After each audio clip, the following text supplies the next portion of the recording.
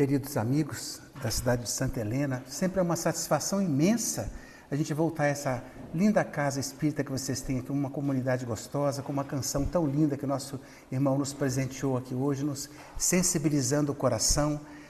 É muito bom estarmos juntos mesmo, a gente tem muita alegria de virmos aqui essa comunidade amiga, comunidade espírita amiga aqui de Santa Helena. Nós gostaríamos de trazer hoje essa mensagem do livro Pão Nosso, Céu com Céu, porque o Emmanuel fala umas coisas assim interessantes, às vezes ele dá um enfoque um pouco diferente daquele usual que a gente está acostumado a perceber. Então ele levanta alguns aspectos novos sobre a mensagem que nos parece assim bastante interessante nós percebermos. Então ele vai falar de afinidades entre as nossas mentes, a lei de sintonia, né? Que é o que fala mais ou menos nesse texto aqui do Emmanuel, né? Baseado no evangelista Mateus, capítulo 6, verso 20, que ele diz: mas ajuntai para vós tesouro no céu, onde nem a traça, nem a ferrugem os consomem, e onde os ladrões não penetram nem roubam. Então, essa mensagem que dá motivação para o Emmanuel trazer alguns comentários que nós vamos também enriquecer de uma certa maneira, segundo o que a gente pode perceber do texto, né? Então, eu fiz aqui alguns comentários que eu queria mencionar com vocês. Ele diz assim: céu aqui é sobretudo uma referência a um estado de espírito que vamos construindo por dentro do nosso coração, lá no ambiente mais íntimo da alma. Céu esse que, quanto mais desenvolvido, vai então se abrindo para o céu ilimitado, que é a própria criação divina. A criação divina, como um todo, é a expressão da beleza, da magnificência do Criador, que é a vida. Então, eu achei muito interessante a gente perceber, lá na Torá dos judeus, eles têm aquela ideia do Santo dos Santos, que é o lugar mais sagrado do santuário, em que só entra o sumo sacerdote uma vez por ano para fazer os procedimentos naturais. Coisas interessantes acontecem, inclusive o Zacarias, o pai de João Batista, recebe revelações incríveis. Então a gente percebe que é um momento assim de sublimidade, de êxtase, até nós diríamos na leitura espírita, de mediunidade sublime com os espíritos amigos. Então é um lugar sagrado, um lugar santo. Mas Jesus vem inaugurar não apenas um lugar que, apesar de ser sagrado, de ser santo, é um lugar físico. Mas Jesus vem inaugurar um lugar sagrado, santo, dentro de nós mesmos, dentro do nosso coração. Então a gente vai aprendendo a lidar com essa sintonia de luz dentro de nós, com esse bem-querer, com esse escurinho do nosso coração, e a gente vai abrilhantando.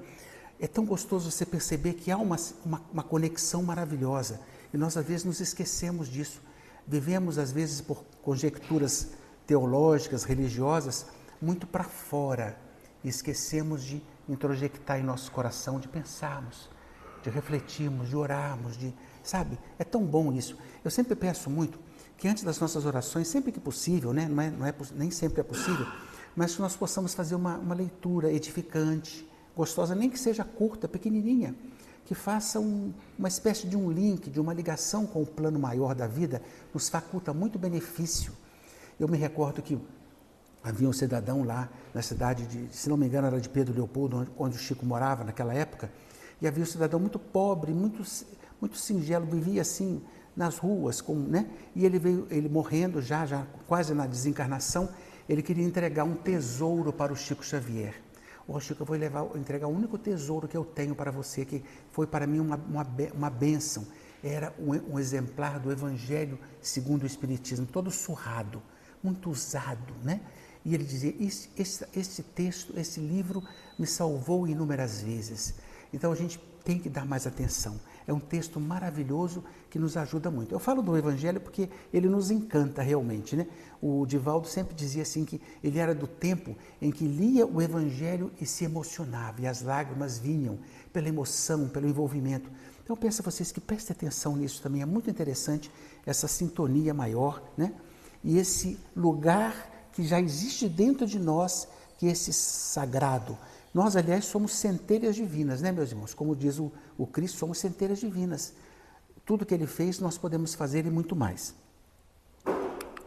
Mas prosseguindo aqui nos comentários sobre esse texto, então, meus irmãos, expandir o céu em nós significa expandir as nossas capacidades perceptivas, alargar a nossa consciência, a nossa visão espiritual, elevar o nosso ponto de vista, perceber o que é mais sutil e mais profundo, mais inspirador e mais tocante, né?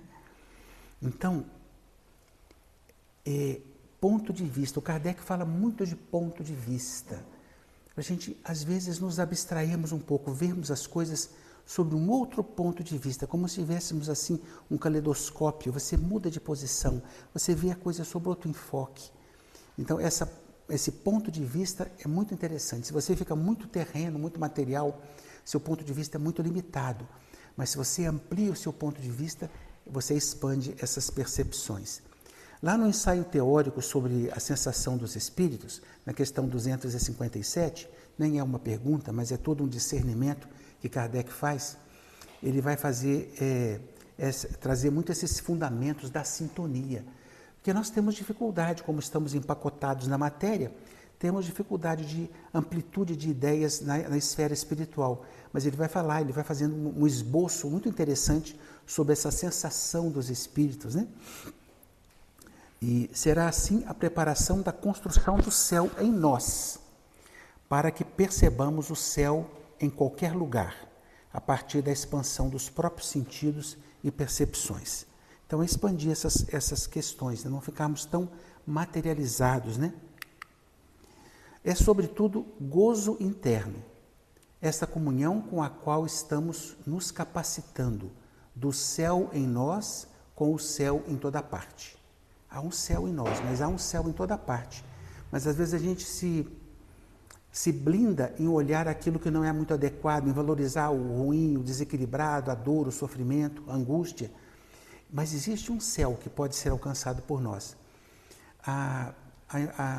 Numa mensagem que tem no livro O Céu e o Inferno, a Condessa Paula, ela faz um texto tão lindo, porque ela foi uma mulher jovem, bonita, da nobreza, e ela tem uma vida rica, com facilidades, mas ela veio para se testar mesmo, ela veio preparada. Ela não fugiu do rumo do bem, da luz, do equilíbrio, ela foi caridosa, amorosa, terna, humilde. Então ela teve uma vida relativamente curta no depoimento que ela faz lá no livro Céu e Inferno, nos chamados livros Espíritos Felizes, e ela vem contar assim, que você pode imaginar as melhores festas, os melhores banquetes, os melhores passeios que você pode ter na vida terrena. Então ela diz assim, multiplica por 1000 o que a gente pode sentir de percepções que existem na esfera espiritual que nos aguarda, se nós estivermos com essa sintonia do bem. É muito interessante o que ela diz lá, eu dei apenas uma pincelada, mas depois vocês olhem lá, que é muito interessante. Por óbvio que estamos distantes de compreender o que se passa nas esferas mais sublimes, as chamadas esferas crísticas, né? E ela, então, a Condessa Paula dá uma ideia do que, mais ou menos dentro da visão dela, do que pode ser essa busca, ou dessas chamadas, a gente não tem ideia do que os cristos fazem, né? Para nós é uma coisa assim, meio utópica, né? Fala de tesouros intransferíveis e definitivos e da transitoriedade da matéria. Por isso, ferrugem e traças, a representar esta efemeridade da matéria. Trata-se de patrimônio inalienável da alma. Então, a gente sempre comenta isso, né, gente? Tudo aquilo que você adquire no seu intelecto, que você ilumina o seu cérebro com conhecimento de qualquer natureza, seja as coisas mais singelas da vida, de fazer uma culinária, uma costura, isso, aquilo, até as grandes fórmulas matemáticas e tal, que você aprende, tudo isso está iluminando o seu cérebro, né? Você está criando um patrimônio inalienável, ninguém tira de você, é um patrimônio seu. Da mesma maneira, quando nós nos conduzimos de maneira adequada na área da moral, dos bons costumes, das coisas boas, de saber perdoar, de saber andar uma segunda milha, como nos diz o Cristo, de saber perdoar. Quando a gente aprende isso, que a gente domina isso, você entra numa esfera nova, né? E é um patrimônio seu. Você leva onde você estiver. Então, é essa ideia central ali que a gente queria transmitir sobre aquela passagem. Outro versículo ligado a este é o seguinte: porque onde estiver o vosso tesouro, ali estará também o vosso coração. Mateus fala isso lá no capítulo 6, né? No verso 21. O nosso coração, nossa vida, estará em sintonia com aquilo que elegermos por tesouro. Se faço por tesouro a efemeridade da matéria, a minha vida estará sujeita a essa circunstância. Assim também a minha felicidade e a minha paz. Se a gente não faz conta só da efemeridade da matéria, a gente vê vários exemplos que tem nos textos espíritas da criatura que se dedicou só à materialidade. Quando chega no mundo espiritual, ela está fraca de recursos. Ela fica desatenta, fica buscando os títulos da matéria, os títulos monetários e do mundo material, e ela não tem os outros valores com os quais ela pode ser bem aquinhoada no mundo espiritual. Então, tem vários e vários textos do Chico em que o cidadão viveu só por conta da matéria. Quando chega no mundo espiritual, ele vai na igreja, que ele era católico, e vê lá o confessionário se transforma num cofre. Ele vai tomar a hóstia, e a hóstia se transforma numa moeda de ouro. Ele vai ficando, ele quer tomar um pouco de água, a água se transforma num líquido dourado, tudo porque ele congelou a mente dele naquilo.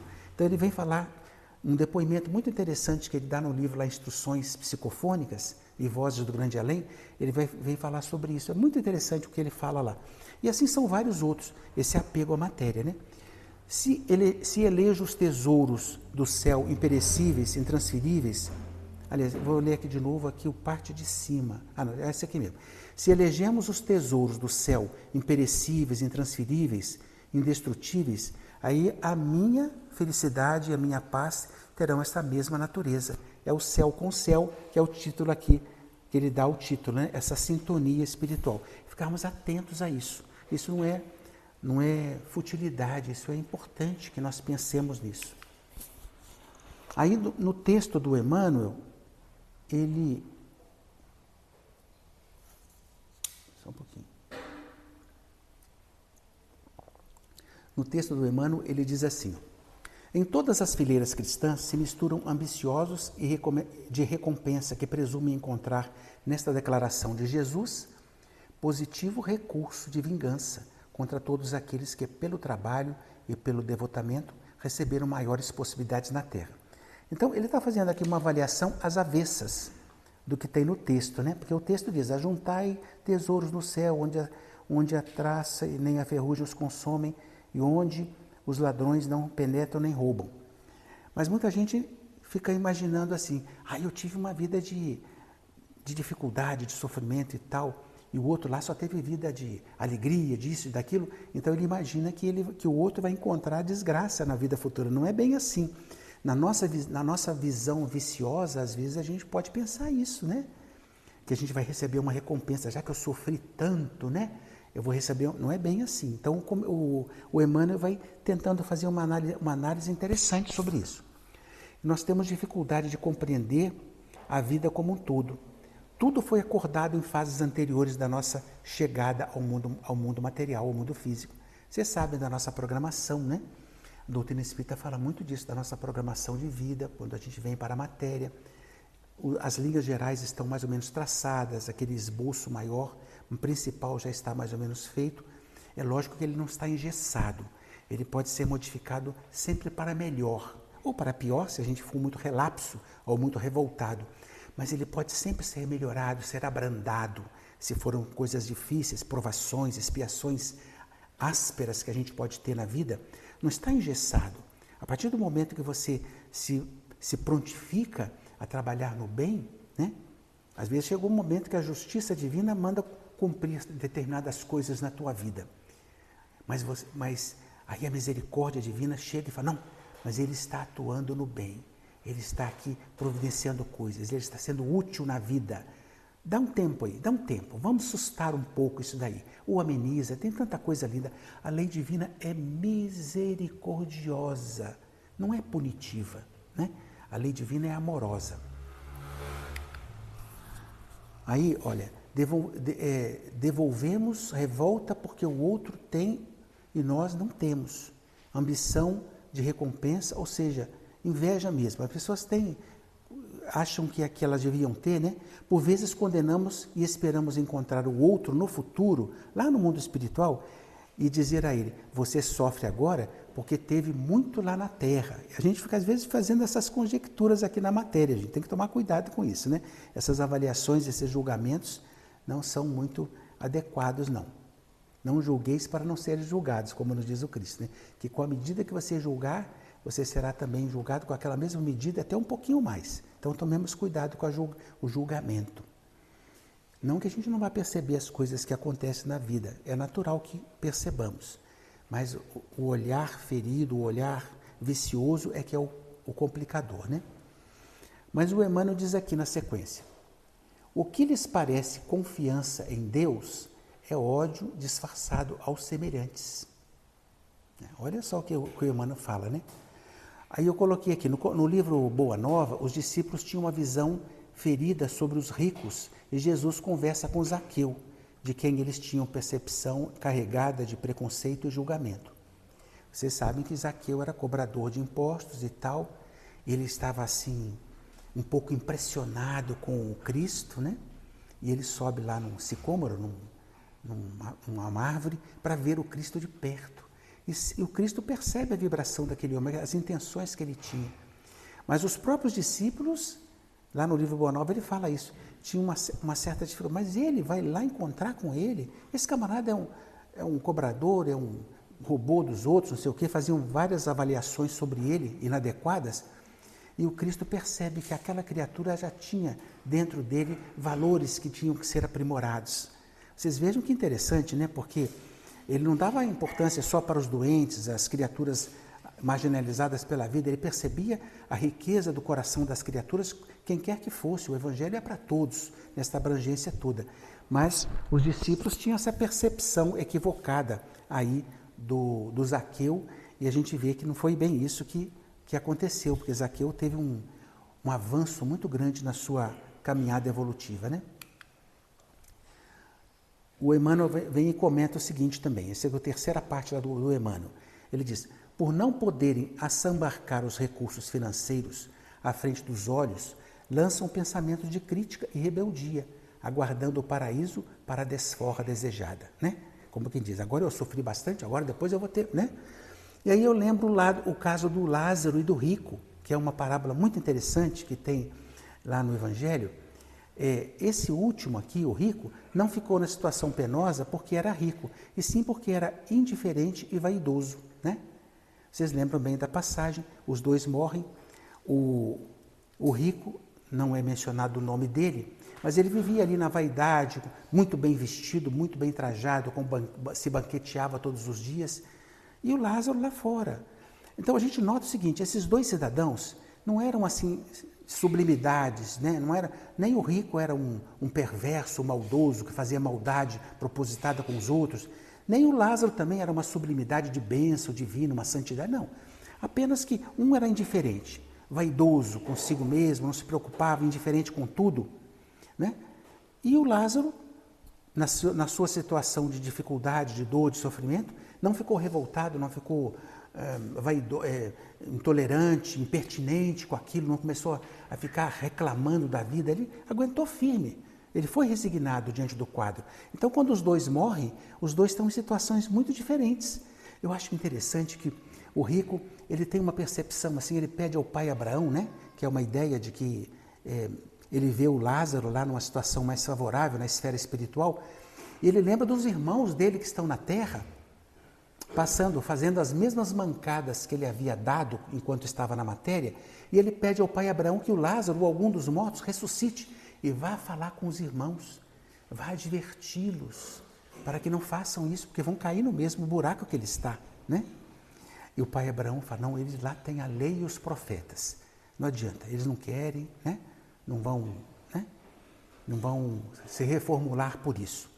Mas o interessante da parábola também é que ela mostra a continuidade da vida, porque o cenário corre solto na terra e corre solto no mundo espiritual. Então a vida prossegue, a vida continua, Vocês estão entendendo, gente, o que eu quero dizer? Isso é uma demonstração que às vezes as pessoas tem juízo final, vai ficar lá mofando, dormindo até o despertar das trombetas e tal. Será? Esse é um atestado de que não, de que a vida prossegue, que os resultados, o julgamento é imediato em nossa consciência, né? Então é uma passagem muito interessante do Lázaro e do rico. Então, aí a pessoa diz assim, o mundo dá as voltas, você vai ver, né? Aí eu tenho um caso aqui interessante, que quando eu era jovenzinho, 15 a 16 anos, eu lia muitas obras do Malbataan, né? O Homem que Calculava, Lendas do Povo de Deus, Lendas do Deserto, eu gostava muito daqueles livros. Eu não lembro bem se esse caso aqui é desses ou de outros que a gente lê ao longo da vida, né? Mas é interessante a respeito da inveja aqui, porque esse remendão aqui, que era um sapateiro da época, né? Muito pobre, mas ele era inconformado com a sua situação, reclamava de tudo, ele via as pessoas ricas e não compreendia, achava que aquilo era uma injustiça, que ele merecia, que não sei o quê, e ele praguejava, ele odiava aquilo, ele reclamava muito. Então, ele percebeu um dia na porta da tenda dele de remendão que passava uma caravana lá. E havia um homem muito bem vestido, rodeado de servos, de guardas, de uma série de... aquela coisa rica passando na porta dele. E ele saiu de lá apavorado, começou a gritar em relação àquilo, falando alto, praguejando contra aquilo. Isso é um absurdo, como é que pode uma coisa dessa? Uns têm tanto, outros têm tão pouco, não sei o quê. Só que o homem, que era o pivô de toda a história, que era um comerciante rico, desceu, mandou parar a caravana e foi lá conversar com ele. Quer dizer que você me inveja mesmo, você gostaria de estar no meu lugar, né? Olha, eu tenho uma notícia boa para você. Se você for se confessar lá com o grão-vizir, onde nós vamos agora, e você disser a ele que você quer trocar de posição comigo, e atestar isso para todas as pessoas, deixar claro isso, você terá essa possibilidade. Ele ficou apavorado, eu não imaginava que isso pudesse acontecer, né? Mas ele ficou contente, não, eu vou, perfeitamente eu vou lá. Chegando lá na frente do grão-vizir, o grão-vizir pergunta para ele, você quer mesmo trocar? Você está ciente disso? Não, perfeitamente, o que eu sempre quis a vida toda, foi sempre isso e tal. E aí ele manda então eles trocarem ali mesmo, no pátio, ali onde eles estão, as roupas, as vestes, os sapatos, você, o comerciante, você agora é proprietário da tenda. E você, remendão, você está condenado à morte. Eu condenado? Por que eu fiz e tal? Olha, este homem estava apenas como último pedido antes da sua execução, porque ele estava condenado, ele pediu para dar uma volta, um passeio pela cidade. E você, com a sua posição, existe uma lei aqui que quando alguém encontra para ficar no lugar do condenado, ele é admitido, a lei permite isso. Então você vê, por questão de inveja dele, né? E quantas vezes isso acontece na nossa vida, meus irmãos, que a gente vê o outro, imagina, que diz que a grama do vizinho é mais linda do que a nossa, né? A gente vê isso com muita claridade, a gente não avalia o que tem lá.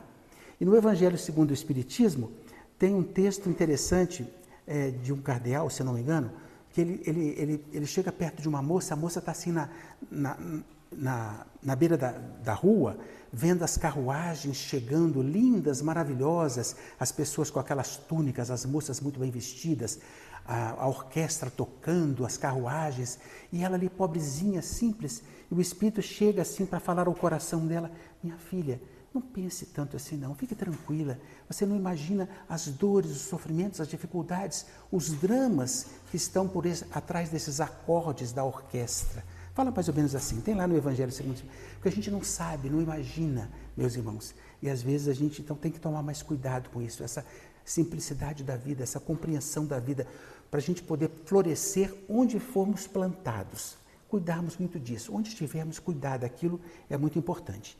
Então essa história aqui é uma história lá, que eu não sei muito bem a origem, confesso para vocês, não me lembro bem, mas é dessas ligadas aí ao Malbataan, né? Mas prossegue aqui o texto do Emmanuel. Contudo, não será por entregar o corpo ao laboratório da natureza. O que é entregar o corpo ao laboratório da natureza? Morrer, desencarnar, né? Contudo, não será por entregar o corpo ao laboratório da natureza que a personalidade humana encontrará automaticamente os planos da beleza resplandecente, né? Muitos de nós imaginamos que a gente morre e vai encontrar Jesus, vai encontrar... Gente, menos um pouquinho, vamos tomar um pouquinho mais de cuidado, né? Então, é preciso a gente perceber melhor isso.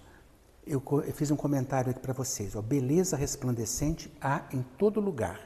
O que nos falta é luz interior para percebê-la. Poderíamos ser co-criadores dessa beleza. Aí eu trouxe um texto de Lucas, capítulo 11, verso 34, que diz assim: a candeia do corpo é o olho.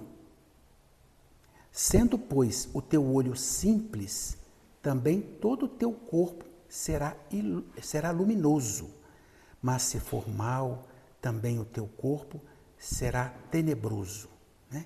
Então, a questão da sintonia, da gente buscar aquilo, né? Não deixar aquilo que é ruim crescer dentro de nós, das nossas percepções de vida, sabe? Quando vier alguma coisa, alguma sintonia, né? Procure ter atenção. A questão da vigilância e da oração. Quando você sentia assim, que você estava tão bem, mas daqui a pouco houve algum transtorno, alguma coisa, aí você diz assim, opa, pera lá, é o momento da vigilância.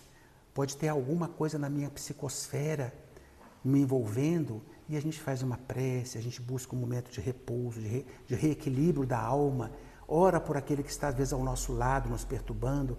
Muitas vezes a solução vem com muita proficiência. Um espírito luminoso está em cocriação constante, fazendo a vontade do Pai. Então a pessoa está sempre ali atuando numa esfera muito boa, né? O espírito materializado, aqui já é um comentário que eu faço, tá, gente? O espírito materializado, revoltado, cultivando ressentimento, vingança, ódio, tudo que ele sente e pensa é cocriação de sombra ao seu redor, impedindo de ver a beleza resplandecente do universo. Ele não percebe, ele está atulhado de sombra, né? Essa criação no mundo espiritual torna-se muito mais patente do que aqui na matéria. Aqui estamos momentaneamente tamponados, não conseguimos ver toda essa força criadora da luz ou da sombra que parte de nós, né? Então a gente tem uma certa dificuldade, mas é questão de você se habituar também, buscar com mais intensidade, com mais carinho essa luz interior, esse amparo espiritual que jamais nos é impedido de receber. Então, os espíritos superiores, Jesus, os espíritos bons, eles não violentam a nossa consciência. Ninguém vai obrigar a gente a você é obrigado, não. Às vezes, a obrigação vai ser através de algum sofrimento, alguma dificuldade para você poder acordar, né? Porque o Emmanuel tem uma frase muito interessante que diz assim, que a gazela acorda ao som dos pássaros que cantam, né? E muitos de nós somos como que pedras graníticas só despertadas pelo dinamite, pela explosão. Por quê? Porque estamos embrutecidos, né? Então, às vezes a gente entra nessa área da dificuldade. Então, essa sintonia fina que você tem, essa busca, te auxilia muito. No mundo espiritual, os véus se abrem, né? E aí eu lembrei aqui do irmão Jacó, que é um livro muito bom, lá do irmão Jacó. Ele foi espírita atuante, foi diretor da Federação Espírita Brasileira. Ele escrevia nos jornais da época, era um homem rico, poliglota, muito iluminado, muito sábio, né? Mas ele, quando desencarna, ele se defronta com uma mocinha que está lá, aguardando para ir para outra direção junto com eles. E ela era uma professorinha simples, humilde, do interior do estado do Rio de Janeiro, possivelmente católica, não fala a religião dela, mas é uma pessoa simples. Mas parecia que ela trazia incrustado no peito um diamante de tal luminosidade que ela carregava em si, né? Então, e ele ficou assim um pouco invejoso, um pouco preocupado com isso, né? Porque essas questões aí mexiam muito com ele, ele estava opaco, nas sombras. Depois o livro vai contando aspectos muito interessantes. E ele era espírita, ele não podia compreender como uma pessoa tão simples como aquela menina, aquela senhora, né? Era tão mais brilhante do que ele, né? E a gente lembra, como eu falei para vocês do Santo dos Santos, né? Eles contam, eu não sei se é bem do texto bíblico, é daqueles textos lá do pessoal da linha dos Hebreus, né? Que eles contam que Abraão, quando estava mais velhinho, que foi ser substituído por Josué, ele foi impedido de entrar no Santo dos Santos, que era só um que entrava. Você não pode mais, é o outro. Aí dizem que ele teria dito assim, eu prefiro morrer, porque aquilo era tão sagrado, tão bom para ele, que ele preferia morrer. Aí surgiu a ideia, eles dizem, né, teoricamente, que surgiu daí o texto de morrer de inveja, né? Porque eles acham que o outro queria tanto aquilo e ele ficou invejoso demais, porque o outro podia e ele não, né? Esses são apenas detalhes aí que a gente lembra ao longo aqui da nossa exposição, né? Muito bem. Certo, brilham santuários imperecíveis nas esferas sublimadas. Esse é o texto do Emmanuel, tá, gente? Mas é imperioso considerar que nas regiões imediatas à atividade humana ainda encontramos imensa cópia de traças e ladrões nas linhas evolutivas que se estendem além do sepulcro. Porque a gente fica imaginando, nós espíritas, às vezes imaginamos o nosso lar como um lugar assim muito elevado. A gente sabe que não. É um lugar bonito, tem muita gente evoluída lá, veneranda e tal, né? Pessoas maravilhosas, mas também tem muita gente com dificuldades ainda, trabalhando pela melhoria. E existem outras esferas espirituais muito mais elevadas. Então, o que ele fala aqui, que nas esferas mais próximas, existe ainda muita traça e muito ladrão, muita complicação, né? Então, nos livros do André Luiz e da Ivone Pereira, nós vamos encontrar muita sombra nas zonas próximas da Terra, né? Tanto que aqui o Asclepius, lá no livro Um Mundo Maior, ele é de uma esfera superior. E para ele se apresentar em nosso lar, ele ia fazer uma palestra, uma prédica lá para o pessoal, ele teve que se materializar. Vocês já imaginaram isso? Está todo mundo morto, desencarnado. Mas para aquele local onde ele estava, ele não era visível para aquelas criaturas. Então ele tinha que criar uma carcaça mais densa para se apresentar lá. Está lá no livro, né, No Mundo Maior. Quando o mestre nos recomendou a juntássemos tesouros no céu, aconselhávamos a dilatar os valores do bem na paz do coração. Né? O bem é a expansão de sentimentos, sublimação, nos capacitamos a sintonizar com as vibrações mais elevadas. E aí eu coloquei aqui que eu tenho a impressão de que desenvolver a mediunidade se confunde com desenvolver a bondade, começando por aqueles que dividem conosco a jornada física, descobrindo os infortúnios ocultos, e então a nossa percepção fica mais dilatada. Né? Porque a gente vê, o Chico Xavier que fala muito isso, que as pessoas perguntavam para ele, como é que eu vou fazer para desenvolver a minha mediunidade? Mas ninguém perguntava a ele, como é que eu faço para desenvolver a bondade? E quando você começa a verificar os infortúnios ocultos, às vezes dentro de casa, nos seus entes queridos, um colega de trabalho, alguém que está próximo de você, que você percebe, essa pessoa tem algo diferente. Talvez eu precise de uma ajuda, preciso me aproximar mais, preciso olhar com mais cuidado. Quantas criaturas clamam silenciosamente e a gente não percebe, né? Então, esse sinal de percepção, de expansão das nossas possibilidades é que vai fazer com que a gente enxergue mais. Que você começa a enxergar o que está no campo físico aqui, daqui a pouco a sua percepção se amplia. Você vê além daquilo, porque você está se capacitando com o uso da bondade, sem olhos feridos, com o sentimento bom de ser proativo àquela criatura, você vai expandindo aquilo, né? Então é muito importante isso que ele fala aqui, no sentido da gente ampliar a nossa percepção e essa sublimação do sentimento. Aqui o texto do Emmanuel, voltando ao texto do Emmanuel, o homem que adquire fé e conhecimento, virtude e iluminação, nos recessos divinos da consciência, possui roteiro celeste. Gente, roteiro celeste. É coisa boa mesmo, conhecimento, virtude, iluminação, esse esforço constante. Ninguém quer que você se transforme em anjo do dia para a noite, não. É esse esforço constante, como diz lá no capítulo do conhecimento da verdade, né? Conhece-se o verdadeiro espírita pela sua transformação moral e pelos esforços que faz por domar as suas más tendências. Então, esse esforço é que está valendo a pena. Ele prossegue aqui o Emmanuel. Quem aplica os princípios redentores que abraça, quem aplica, não é só ler, estudar, eu já sei tudo, não. Aplicar. os princípios redentores que abraça, acaba conquistando essa carta preciosa, né? E quem trabalha diariamente na prática do bem, vive amontoando riquezas nos cimos da vida, né? Então a gente tem que estar mais atento a isso, sempre que possível.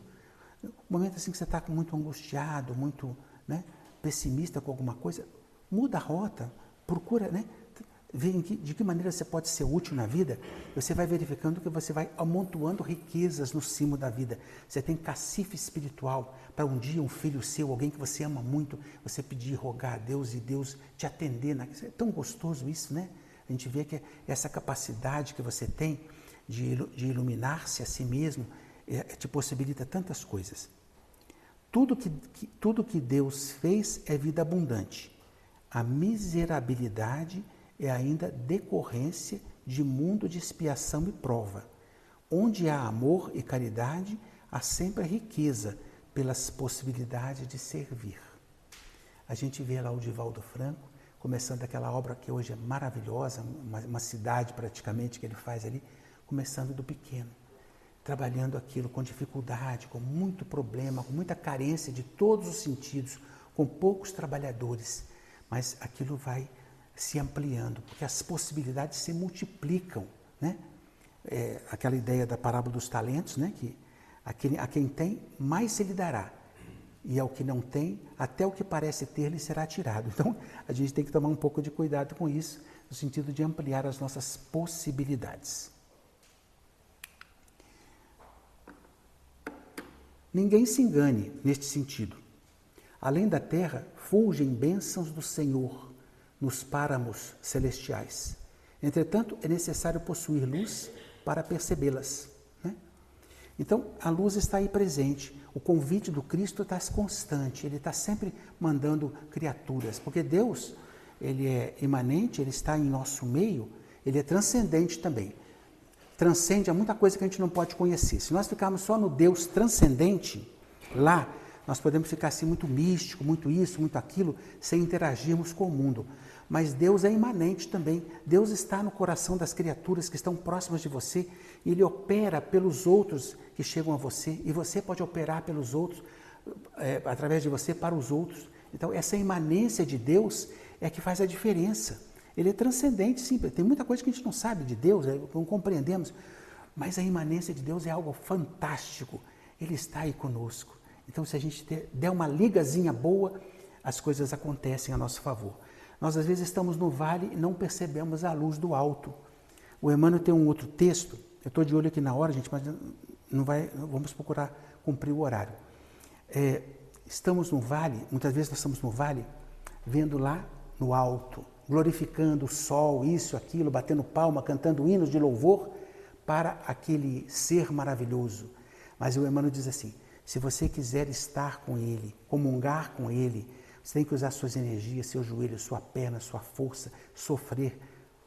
Mas um dia você vai estar lá, pelo seu esforço, pela sua determinação, né? Aí você vai estar lá, comungando com Ele, né? Então é muito interessante, nós às vezes ficamos no vale e esquecemos de fazer esses esforços que nos elevam. E aí, já finalizando aqui, o texto, é da lei que o divino se identifique com o divino. É da lei que o divino se identifique com o que está divino, ou com o que seja divino. Porque ninguém contemplará o céu se acolhe o inferno no coração. Né, gente?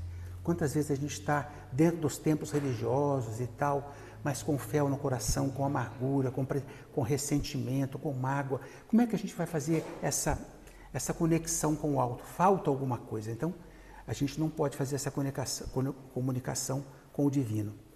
Aí no capítulo 61 do livro Justiça Divina, diz assim, né, tem um título lá que chama O Céu e o Inferno, nesse capítulo, nesse livro Justiça Divina.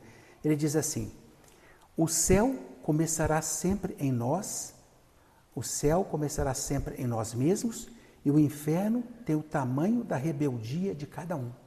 Né? O inferno tem o tamanho da rebeldia de cada um. Então é interessante a gente perceber aí que, de fato, essa sintonia às vezes está afastada e a gente entra numa linha de conflito, de dificuldade, de dor, que às vezes é desnecessária, de sofrimento, que às vezes é desnecessário por causa da nossa rebeldia, da nossa intemperança.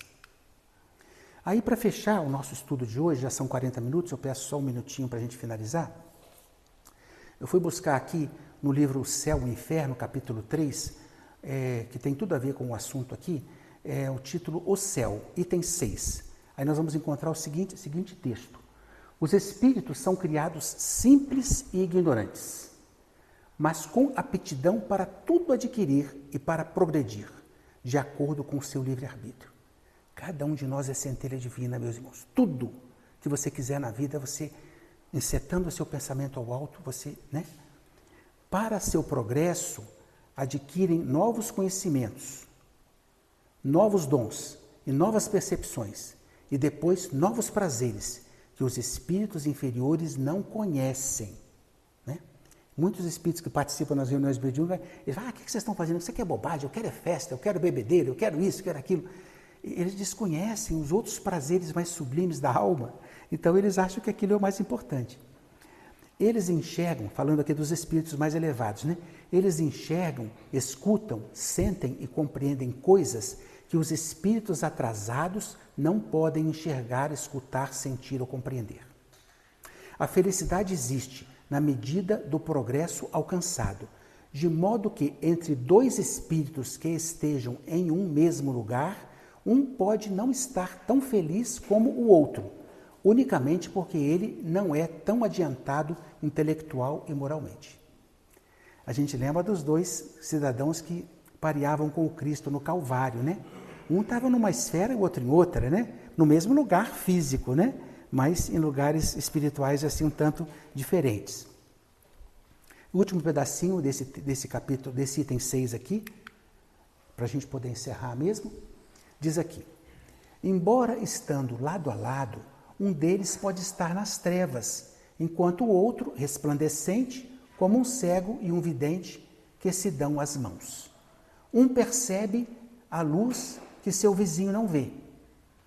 Como a felicidade dos espíritos é inerente às qualidades que possuem, eles a têm onde quer que estejam, na terra, entre os encarnados ou no espaço. Por isso que eu falei para vocês, patrimônio inalienável, você leva com você, ninguém rouba de você.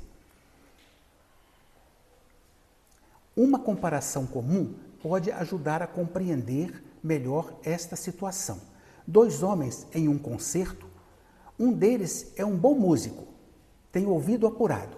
O outro não tem conhecimento musical e um ouvido pouco delicado para a música. Durante o concerto, o primeiro terá uma sensação de felicidade, enquanto o segundo ficará insensível, porque o primeiro compreende e percebe algo que não causa a menor impressão ao outro. Então, ficou aqui para a gente poder entender essa ideia do céu com céu, da sintonia. Gostaria que vocês pensassem um pouco nesses assuntos, na nossa capacidade que nós temos de fazer a diferença na nossa caminhada evolutiva na Terra, e já agradecendo a atenção que todos vocês me prestaram nesta noite de sábado, que Deus ilumine os seus corações. Muito obrigado pelo carinho com que sou recebido aqui, tá? Muito obrigado.